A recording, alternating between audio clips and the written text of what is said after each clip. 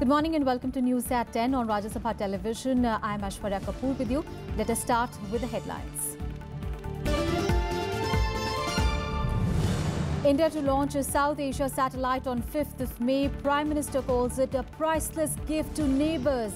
Says Sabka Viksat, Sabka Vikas, not confined to India.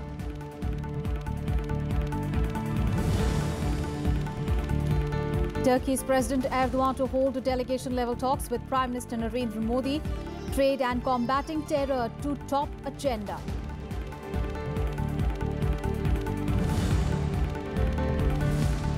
Petrol and diesel prices hiked. Petrol up 1 paise per litre, diesel by 44 paise. Daily revision in select cities to start from today.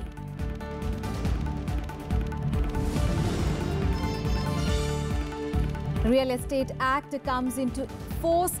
Developers to register ongoing projects within 3 months.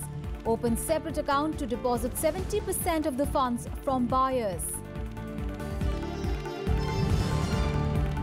And Nepal's first woman Chief Justice suspended after impeachment motion against her.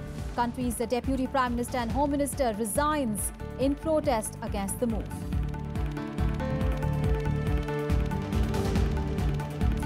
Our top story this morning, the much-awaited Real Estate Act 2016 comes into force from today. Now, this will end the 9-year-long wait and the regulation of real estate sector involving over 76,000 companies across the country will become a reality. Only 13 states and union territories have so far notified rules under the Act.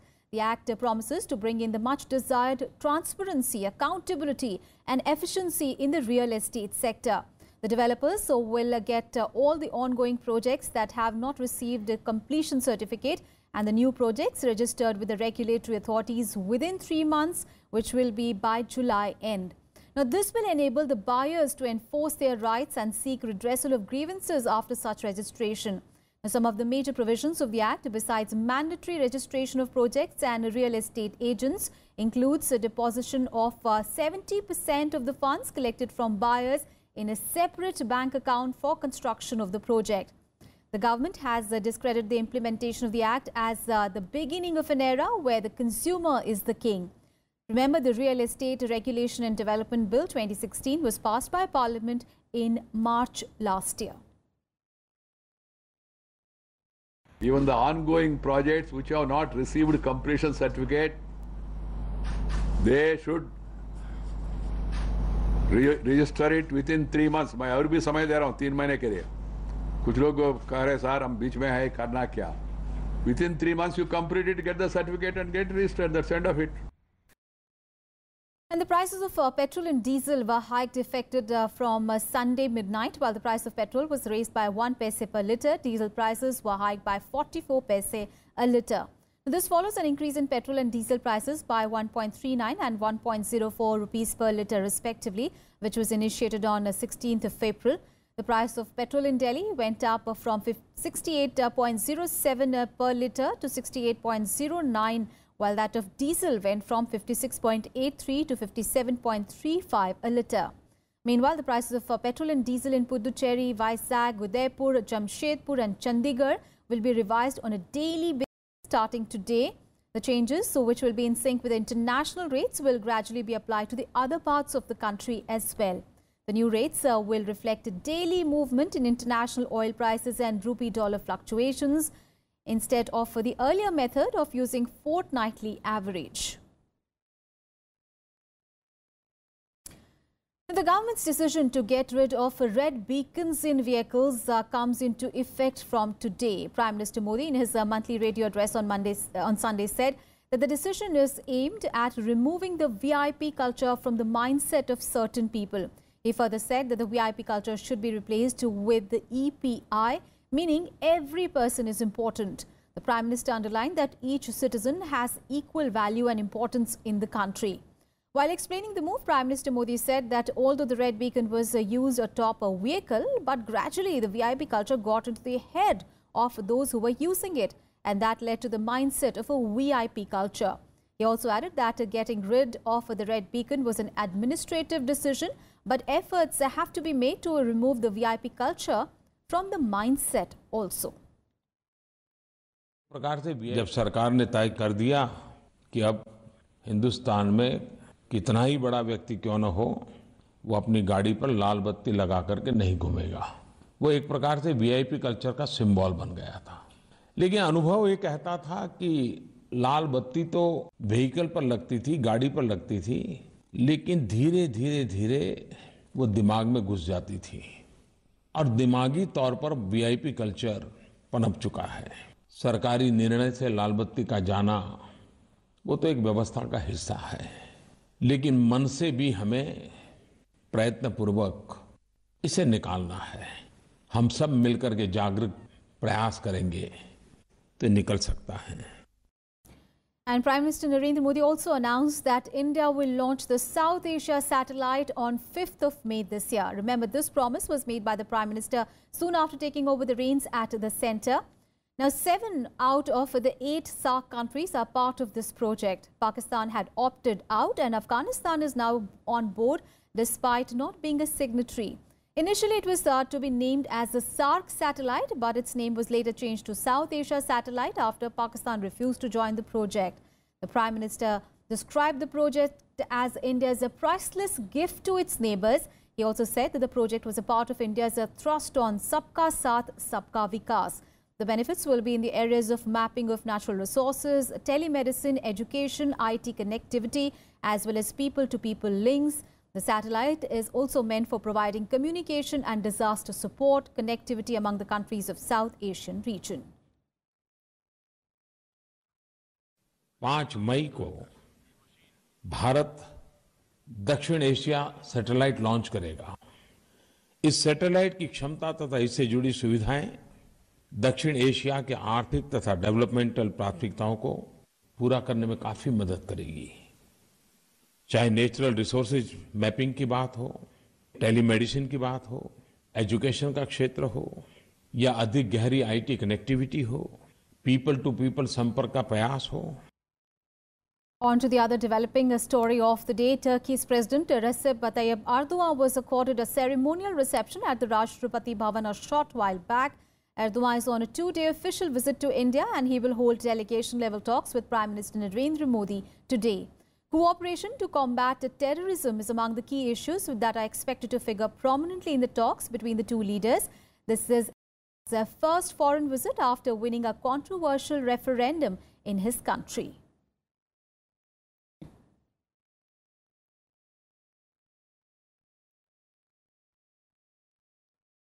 Turkey's President Recep Tayyip Erdogan is on a 2-day visit to India. He arrived in New Delhi on Sunday evening. He will be holding delegation-level talks with Prime Minister Narendra Modi today. But before that, he will address business leaders at an event hosted by CII, FICCI and ASSOCHAM. With the aim to increase bilateral trade with India, a 150-member business delegation will be part of the meeting of the India-Turkey Business Forum. India's main export products to Turkey are textiles and fabrics, chemicals, pharmaceuticals, plastic products, machinery and automotives. There is scope for cooperation in other areas such as construction, infrastructure development, renewable energy, tourism and film shooting. He will hold wide-ranging talks with Prime Minister Narendra Modi on key bilateral and regional issues, including India's NSG membership bid and ways to strengthen cooperation in counter-terrorism and trade. This is his first foreign visit after winning a controversial referendum on April 16th that further consolidated his executive powers. Diplomatic relations between India and Turkey go back to over 70 years. Regular high-level exchanges have strengthened our bilateral ties. Both India and Turkey have been battling terrorism for long and understand the need for acting against this global menace. Turkey is not directly opposed to India's NSG membership, but has been maintaining that the powerful bloc should come out with a system to consider the entry of the countries which are not signatory to the Nuclear Non-Proliferation Treaty, also supporting Pakistan's case. Among his other engagements today include a call by External Affairs Minister Sushma Swaraj, conferment of the honorary degree by the Jamia Millia Islamia University, call by the Vice President Muhammad Hamid Ansari, and a meeting with President. Akhilesh Suman's report for Rajya Sabha TV. The Election Commission is all set to ask the government to amend the laws to disqualify the candidates that have been named in charge sheets for bribing voters. This comes after the poll body cancelled a Tamil Nadu Assembly by-poll following allegations of use of money to influence people. Now, according to sources in the Election Commission, the poll watchdog has decided to write to the Law Ministry seeking changes in the Representation of the People Act to ensure that candidates contesting Lok Sabha and Assembly polls are disqualified for up to 5 years once they are charge-sheeted by a court. Earlier this month, the Commission had indefinitely put off the RK Nagar Assembly by-poll after it found that money power was used to influence voters. In more election-related news, the Niti Aayog has suggested a synchronized two-phase Lok Sabha and Assembly polls from 2024. The suggestion is to ensure minimum campaign mode disruption to governance. The policy think tank has said that implementing the proposal may necessitate a maximum one-time curtailment or the extension of some state assemblies. The Niti Aayog has made the Election Commission the nodal agency to look into the suggestion. It has recommended the setting up of a working group of stakeholders for deciding a roadmap for synchronized elections. A final blueprint in this regard will be ready by next March as per the draft 3-year action agenda. The recommendation assumes a significance as President Pranab Mukherjee as well as Prime Minister Narendra Modi have pitched for simultaneous Lok Sabha and Assembly polls. Time now for a very short break. We'll be right back.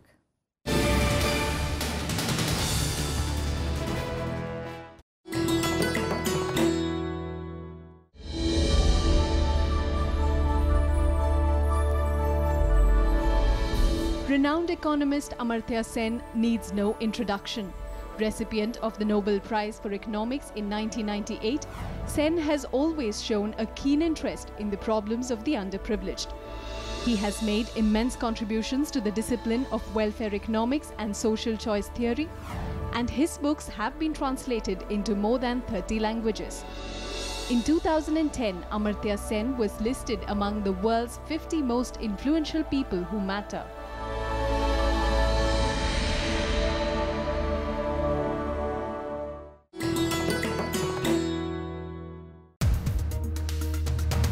It was an EVM leher, not Modi leher. I think insult to the people of the country. Why does the secular lobby say that the nationalism which is projected by BJP is a pseudo-nationalism? We, after so many years, don't need any certificate from any lobby. BJP is becoming bigger than RSS, or RSS is overshadowing BJP. I don't think so that BJP can ever become bigger than RSS. Watch To The Point with Union Minister Dr. Harshvardhan only on Rajya Sabha television.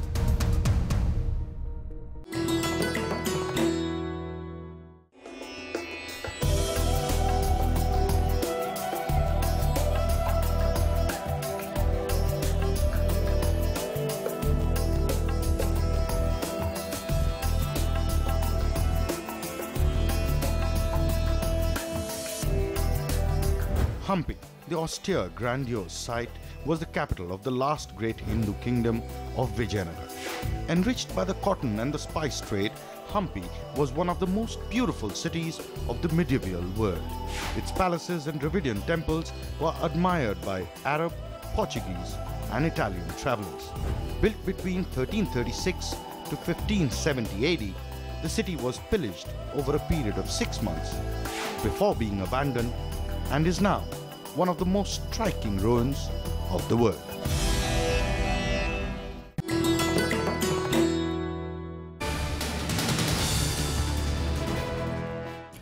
Thanks for staying with us. News from Gujarat, where Congress Vice President Rahul Gandhi will address the tribals in Dediapara village in the state's Narmada district today. The rally will be part of the party's ongoing Adivasi Adhikar Abhiyan. Congress Chief Sonia Gandhi's political secretary Ahmed Patel is supervising the preparations for the rally. The party has attached immense importance to the rally. It is being organized on Gujarat's Foundation Day, and the rally is being seen as Congress's exercise to regain ground in poll-bound state. The BJP has dismissed the event, however, saying that Rahul's rally will only benefit the ruling party in the state. And clearly rooting for Rahul Gandhi, Punjab Chief Minister Amarinder Singh on Sunday said that the new Congress president should be appointed through consensus and not election. Amarinder Singh also said it was up to Sonia Gandhi to decide whether she wants to continue as the party chief for another term, and the party will be happy if she decides so. The Punjab Chief Minister, however, favoured the projection of regional leaders in the Congress and making them the party's face in each state ahead of the assembly elections. The organisation election process within the Congress party is underway, and the new party chief has to be elected by 15th of October this year. And in a move to unitedly take on the ruling dispensation, the opposition parties will today hold a show of unity at a program on the occasion of socialist leader Madhu Limai's 95th birth anniversary. The occasion coincides with the International Labour Day today. The conclave will have a representation from the Congress, the NCP, JDU, SP, RJD, RLD, CPM, CPI and the JDS. The program will see these parties calling for unity against the BJP and the Narendra Modi government. Now, among the various leaders, Congress's Digvijay Singh, JDU's Sharad Yadav and CPIM General Secretary Sitaram Yechuri will share days under the banner of progressive unity. A follower of Ram Manohar Lohia, Madhu Limai played a pivotal role in the Goa liberation movement. The 1st of May being International Labour Day, the conclave will also see various opposition parties questioning whether the policies of the NDA regime have been helpful for farmers, workers and the common man. News from Jammu and Kashmir, where at least one person was killed and 5 others were injured on Sunday in a grenade attack. The attack took place outside a police station in Srinagar. The grenade exploded on the roadside, resulting in the death of a civilian and injuries to many people around, including 3 policemen. The militants reportedly fired a few shots in the air before escaping. The injured were taken to a nearby hospital. The area has been cordoned off for searches. ये बड़ी दुखद बात है कि वहाँ जो है आम शहरियों को आतंकवादियों ने टारगेट किया गया है, जिसमें से एक व्यक्ति की जो है जान चली गई है, कुछ लोग घायल हैं। तो ये आतंकवादियों की कायराना हरकत है, बौखलाहट में है आतंकवादी। और जो सुरक्षा एजेंसियां, जम्मू कश्मीर पुलिस और सेना और सुरक्षा बल जो हैं वो सर्च ऑपरेशन पूरी घाटी के अंदर जारी है। खानियार और श्रीनगर के दाएं बाएं का जितना भी एरिया है वहां इस समय सर्च ऑपरेशन चल रहा है और हमें उम्मीद है कि हमारे सुरक्षा बल जल्द आतंकवादियों को मार गिराएंगे। News from Pakistan now. Well, the country has extended the duration of Mumbai attack mastermind and Jamaat-ud-Dawa chief Hafiz Saeed's house arrest by 90 days. The decision to extend Saeed and his 4A was taken under the Anti-Terrorism Act. The Pakistan government on 30th of January had put Saeed and his 4 aides under house arrest in Lahore for their alleged involvement in activities inimical to peace and security. Allegedly, the Nawaz Sharif government had detained Hafiz Saeed after the Donald Trump administration told Pakistan that it may face sanctions if it did not act against the JUD and its chief. Now, Hafiz Saeed, along with his 4 aides, have filed a petition in the Lahore High Court challenging the detention. Big story from Nepal, and the country's first female Chief Justice has been suspended after the 2 largest parties in the ruling coalition filed an impeachment motion against her. Nepali Congress and CPN accused Karki of delivering biased verdicts and interfering in the executive's jurisdiction. At least 249 lawmakers have signed this motion. An amendment motion can be filed by securing the support of at least 1/4 of the total number of lawmakers. Now, following the impeachment, the country's Deputy Prime Minister Bimlendra Nidhi resigned over the dissatisfaction with the move. A certain dispute between the government and the Supreme Court over the appointment of Nepal police chief is considered to be the tipping point, with allegations that Karki tampered with the performance of certain candidates for the post. Karki had assumed office as Nepal's first woman Chief Justice on 1st of August last year. Another break in here. We'll be back with international and sports news. Stay with us.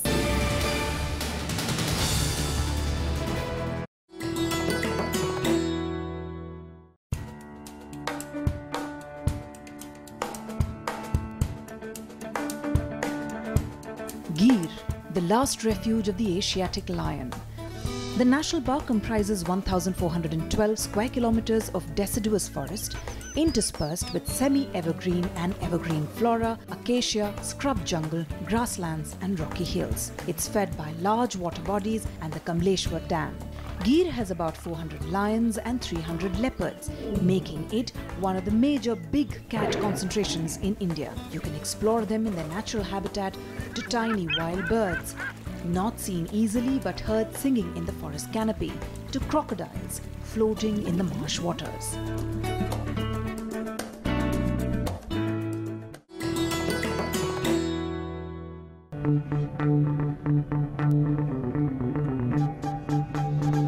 Art arisen from a multi-hued cultural canvas.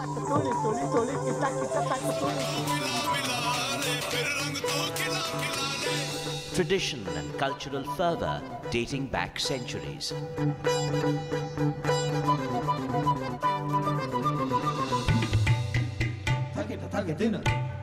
And encircling them all, there's a magic that awes. Embrace your nation's brilliant human warmth.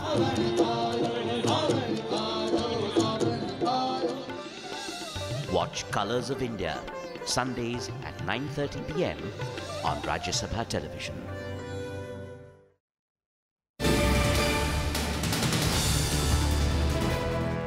Welcome back after the break. Now, amid increasing concerns over North Korea's missile tests and nuclear program, the US is stepping up outreach to allies in Asia to discuss a possible action plan. Now, White House Chief of Staff Reince Priebus said that Donald Trump would speak to the leaders of Singapore and Thailand on the North Korea issue. Trump on Saturday night had spoken with the Philippines President Rodrigo Duterte, and last week had also had conversations with the presidents of China and Japan. The developments came after North Korea test launched another missile that Washington and Seoul said were unsuccessful, but which drew widespread international condemnation. On Sunday, in an interview, Donald Trump described North Korean leader Kim Jong-un as a pretty smart cookie, saying that he had no idea whether Kim was sane. Trump, however, decided to not say anything on a possible military action on North Korea to preserve an element of surprise. Trump added North Korea's ally China was putting pressure on Kim to scale back his nuclear and military activities. Meanwhile, in a related development, Japan's biggest warship, Uzumo, departed from the Yokosuka base to help supply the USS Carl Vinson. Japan has ordered a helicopter carrier on a mission to assist the U.S. naval ships. I didn't say don't test him. He's going to have to do what he has to do. But he understands we're not going to be very happy. And I will tell you, a man that I've gotten to like and respect, the president of China, President Xi, I believe has been putting pressure on him also. But so far, perhaps nothing's happened, and perhaps it has. This was a small missile. This was not a big missile. This was not a nuclear test, which he was expected to do 3 days ago. We'll see what happens. Whether it's our allies in Europe or South Korea or Japan or other countries, that we expect countries around the world to do more. And whether it's this missile defense system or other systems, I think you can be confident the President of the United States is going to continue to call on the prosperous nations that the United States provides security and protection for to do more in their own defense. And let's get you some more international news. Here's the world wrap. British Prime Minister Theresa May said on Sunday that divorce talks with the European Union would be difficult. This after EU leaders endorsed stiff divorce terms for Britain on Saturday. EU leaders had warned Britons to have no illusions about swiftly securing a new relationship to keep their access to EU markets. May also said that she would be prepared to walk away from the talks without a deal if she did not like what was on offer.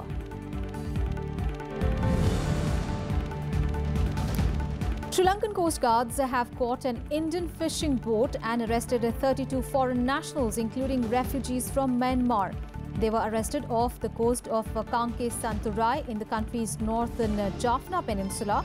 The boat was carrying Myanmar refugees who had fled to India 4 years ago due to clashes in their country. 36 members of the Yazidi religious minority in Iraq are free after nearly 3 years in the hands of Islamic State.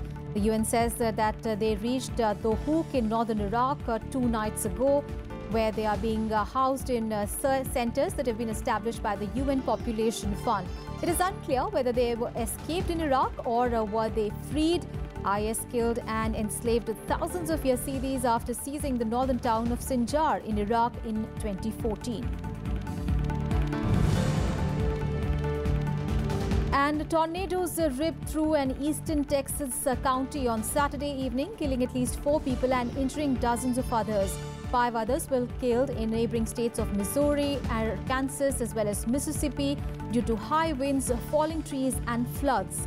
The winds flipped over cars, snapped trees, destroyed houses and left roads strewn with debris and fallen power lines. At least 54 people have been hospitalized due to the tornadoes. And finally, some sports news. India has beaten New Zealand 3-0 in the Sultan Azlan Shah Hockey Cup being played at Ipoh in Malaysia. Now, this is India's first win in the tournament. Harmanpreet Singh scored 2 goals, while the other was scored by Mandeep Singh in the second round-robin match. In game yesterday, India played out a 2-all draw against Britain. Akashdeep Singh and Mandeep Singh scored for India, while for England, Tom Carson and Alan Forsyth were the goal scorers. India is now going to play defending champion Australia on Tuesday. Now, 6 nations, India, Malaysia, Australia, Great Britain, Japan and New Zealand are taking part in the 8-day tournament, which will be held in a round-robin format. Pakistan is not playing in the competition this year. Australia are the defending champions and India had finished runners-up last year. That's it from me and my team in this edition of News. Thanks so much for watching.